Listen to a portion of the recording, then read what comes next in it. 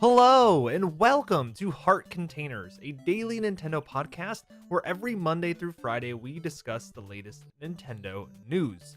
I'm your host, Rami Fawaz, and this is the episode for Wednesday, March 6th. We're going to be talking about a few things today, including the Turok games, both the first and the sequel will be making their way onto Nintendo Switch. Of course, those are the N64 classics where you went back in time and fought dinosaurs with guns. So that's something to look forward to. We also have the Nintendo Switch Online NES games. They've been announced for the month of March. Again, we're getting 2 for the US and 3 in Japan. We have that weird disparity going on, but we're going to get into that later. Tetris 99 is having a special event this weekend, and Devolver Digital talked about the goodwill Nintendo is building with the indie community. So let's just get into the daily Nintendo report. Well, the wait is over. This is Nintendo DS. My body is ready. We would like to play. A way to make 3D games a reality, and it's called the Wii U Game Pen.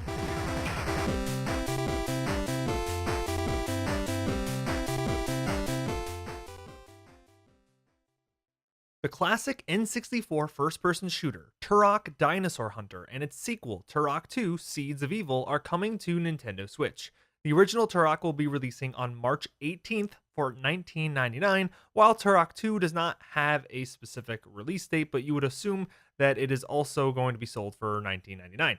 These remasters are being handled by Night Dive Studios, who already released the games for both Windows and Xbox One over the past few years. So if you go look at those remasters, I'm sure that those are going to be the same ones being brought over to the Switch. Turok actually has a very cherished history with the N64. It's a game that came out around the launch window, depending on where you bought your N64, what region you're in, because that console didn't release at the same time worldwide. I think it launched alongside the European version, but it was a little bit after the N64 launched in the United States. And it has, a lot of relationship with that console. It was the first really 3D first-person shooter mature game that a lot of people experienced on there. And it actually was the genesis for what would soon to become Metroid Prime. Because that team, Iguana Entertainment, who worked on Turok and Turok 2, part of that team split off to form Retro Studios, and a lot of that had to do with Nintendo being so impressed with what they did with Turok because it is so technically advanced. When you look at that game, it looks pretty decent for an N64 era style game where you're going back in time fighting sci-fi dinosaurs and shooting in the first person.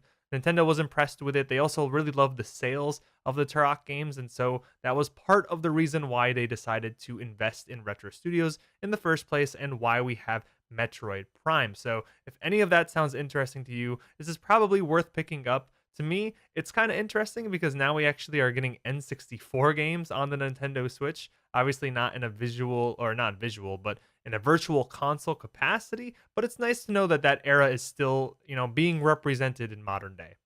Second item on the report, Nintendo has announced the new additions coming to Nintendo Switch Online for March.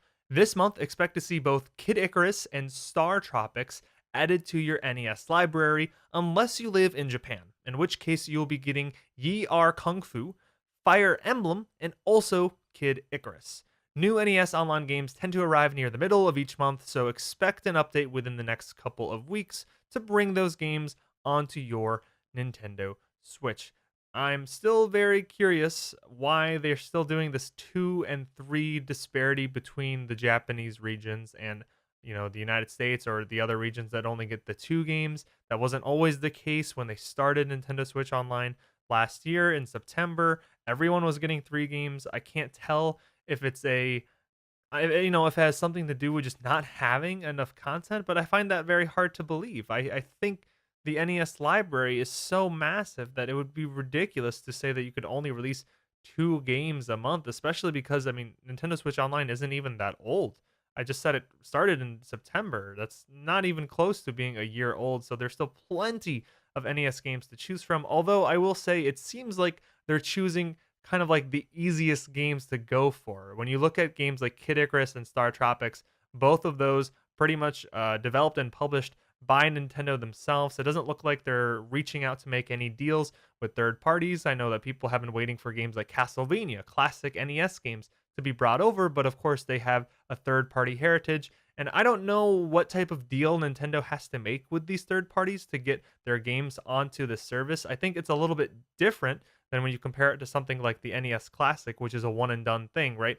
Maybe you would say that, okay, for every person who purchases an NES Classic, you get X% of that sale, Konami or anything, for your Castlevania game.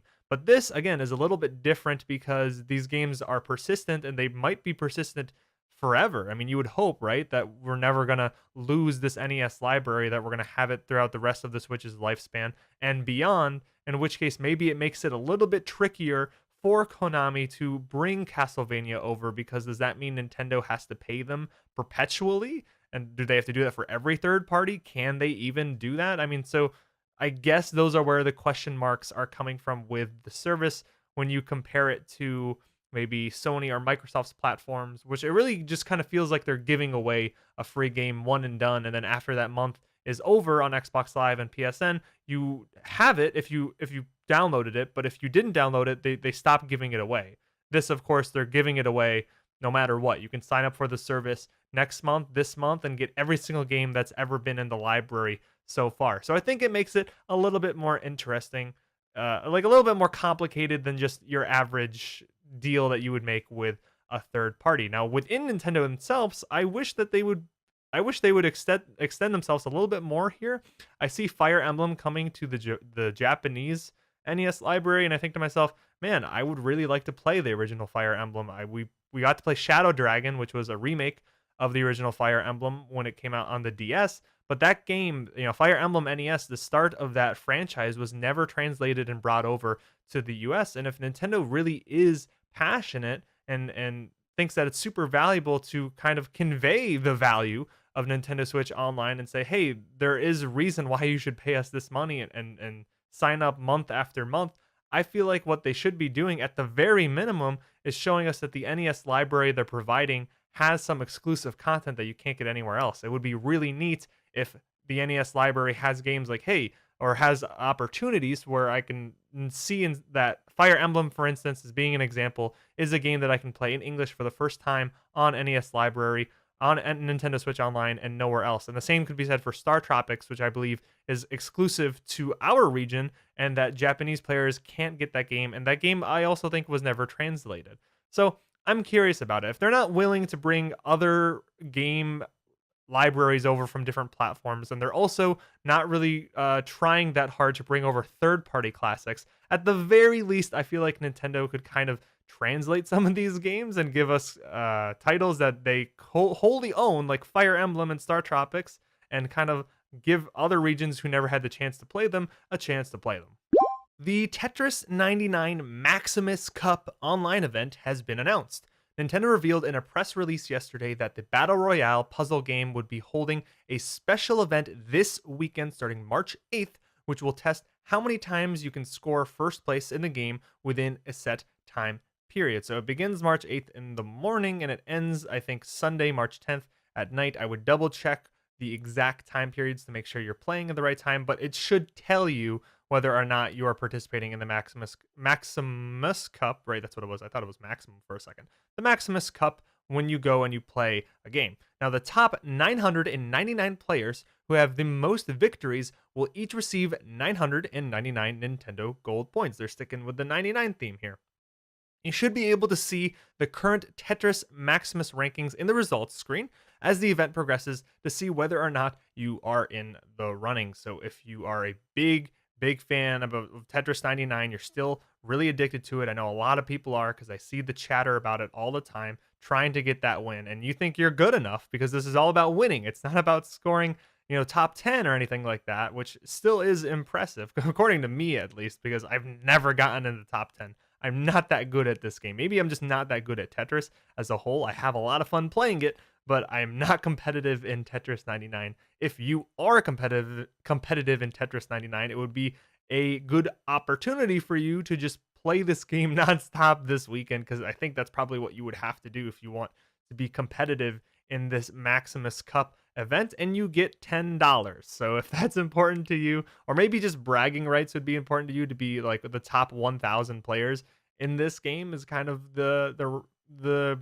badge of honor you could carry around. But at the same time, it's not really measuring skill because it's measuring the number of victories that you have. So this could easily just go to the person that played more. Like anyone who had the time to play this game 3 days straight, Friday, Saturday, Sunday, and play nothing else, could conceivably get more victories than someone who is better but only had the chance to play 1 day. So it's not really rocket science. I guess maybe this is just a way for Nintendo to again get Texas Tetris 99 back in the news cycle, maybe bring some more people, bring some more attention to that game in a way that doesn't cost them that much money. They're only handing out $10 per victory, and it's not even 10 like actual dollars, it's 10 Nintendo gold points. So of course that's pretty much discounted on their part. And finally, the last item on the report, Nigel Lowry, co-founder of the indie game publisher Devolver Digital, who most recently is known for publishing Ape Out, which released last week for Nintendo Switch. A lot of people are having fun with that game. I talked about it last week in Monday's show. I haven't played it yet, but everyone seems to love that game, albeit they say it's a bit short, but that shouldn't stop you from playing what is a pretty cheap game. I think it's like $15 or $19.99. It's not very expensive, and it has a really cool hook of you playing as an ape trying to escape and destroy your captors in very gruesome manners. So that it's exciting. So Devolver Digital, again, they published Ape Out. The co-founder, Nigel Lowry, I lost myself a little bit there, had some positive statements to make about Nintendo's relationship with indies just this generation when being interviewed by Time magazine. It became very clear when the Switch came out, Nintendo, who have been really fantastic since, had started reaching out aggressively. They were contacting us, other devs, other pubs, engaging with us at PAX and GDC, making a conscious effort to see what we were up to, and to this day are pretty active in checking in to see what we have coming and working to promote our games side by side with their games, which is impressive to see. He also hinted towards the reasoning for this by saying, quote, "It's an open secret with Nintendo that they've not tried to keep pace with the graphical fidelity of other consoles. And as such, they have to distinguish themselves via the software that's available," end quote. Of course, what he means by that is Devolver Digital as being a publisher of indie games. Indie games aren't usually as technically challenging to run on hardware devices, and because Nintendo has traditionally not really tried to compete, in terms of graphical fidelity or processing power when it comes to their consoles, that makes indie games fit really well as opposed to the more traditional AAA game, which does try to be on the cutting edge of pushing graphics and pushing what you can do. I'm looking at, Activision and Ubisoft. I mean, Anthem, I hear, is pushing PS4 so hard that it's bricking their consoles, right? Little Anthem joke there.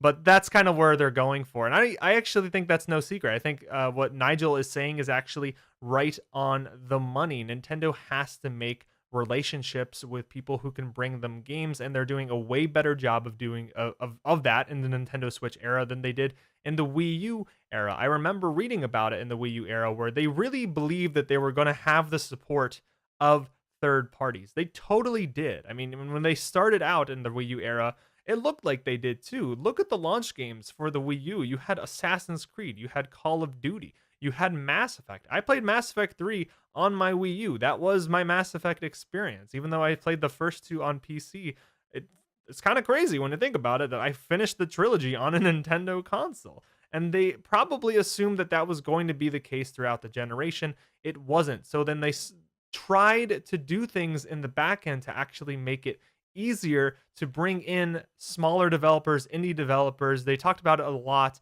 when they got to their financial results briefings about how they were just trying to release tools and different software helping sort of things where they could make it easier to bring games onto their console, because the easier it is to bring games onto a console, the lower the bar of entry it might be for smaller companies to bring games onto their consoles, and the more games that they can have on their console, which was the problem, right? Because third parties were not, they didn't want to bring games onto the Wii U after a certain time, so they had to rely elsewhere. So it makes a lot of sense that the choices that they've been making in the Nintendo Switch era are all about making it a lot easier for anyone to bring games over onto the Nintendo Switch. I mean, the Switch runs the Unity engine, it runs Unreal, so it has these propriety engines which a lot of the industry actually makes heavy use of, which means that if you are making a game, even for a different platform like PS4 or Xbox One, if you're using the Unreal Engine as an example, it's going to be a lot more convincing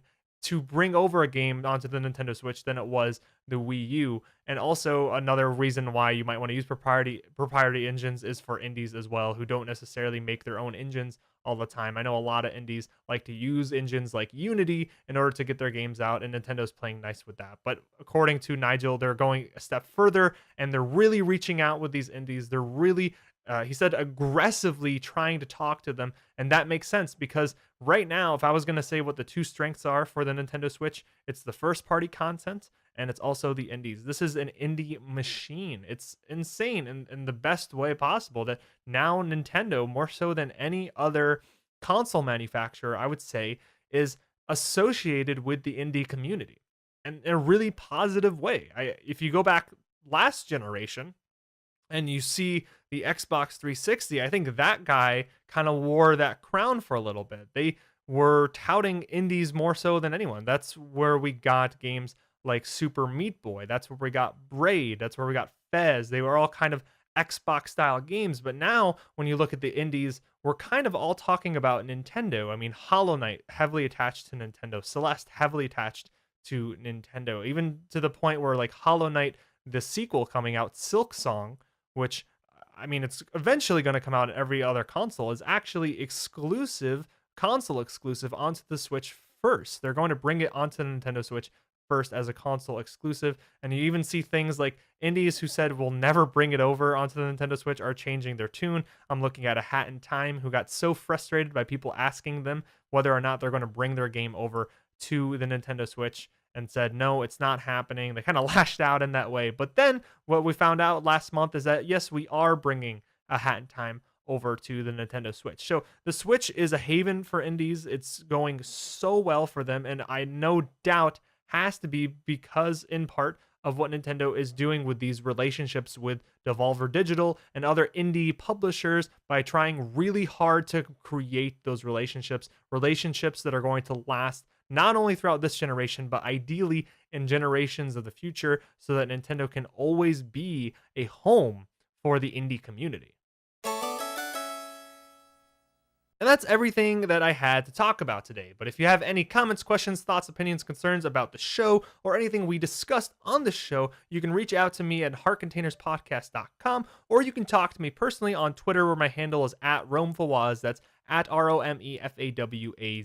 This has been Heart Containers for Wednesday, March 6th. Thank you so much for joining me, and make sure to tune in tomorrow for more Nintendo news.